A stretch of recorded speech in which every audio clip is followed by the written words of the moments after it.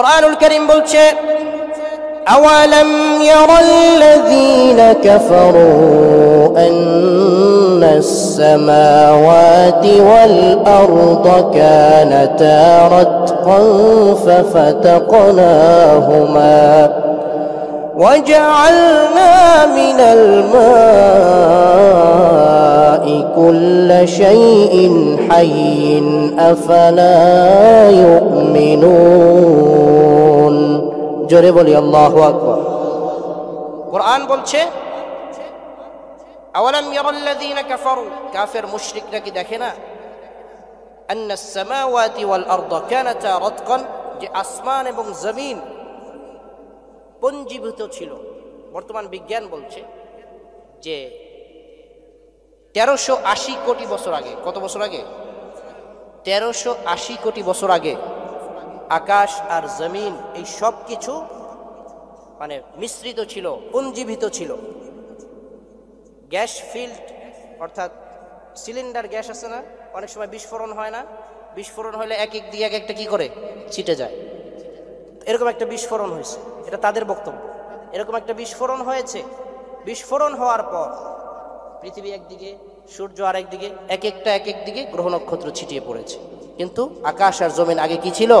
পুঞ্জীবিত ছিল। এই তথ্য বিজ্ঞান দিল মাত্র 100 বছর আগে, আল্লাহ রব্বুল আলামিন দিয়েছেন 1500 বছর আগে। সুবহানাল্লাহ বলবেন না?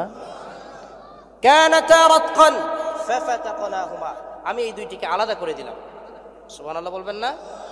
আল্লাহ বলছেন ওয়াজআলনা মিনাল মাই কুল্লা শাইইন হাই, আমি পানি থেকে প্রত্যেক প্রাণীর মাঝেই পানির কিছু না কিছু উপাদান সৃষ্টির মাঝে রয়েছে। আফালা ইউমিনুন, তারপরেও কি তারা ঈমান আনবে না? ডক্টর মরিস বুখাইলি যখন এই কথাগুলো পড়ছিলেন, সর্বশেষ সূরা রহমান তিনি পড়লেন, রব্বুল আলামিন বলছেন মারাজাল বাহরাইনি ইয়ালতাকিয়ানি বাইনাহুমা বারযাখুল লা ইয়াবগিয়ান।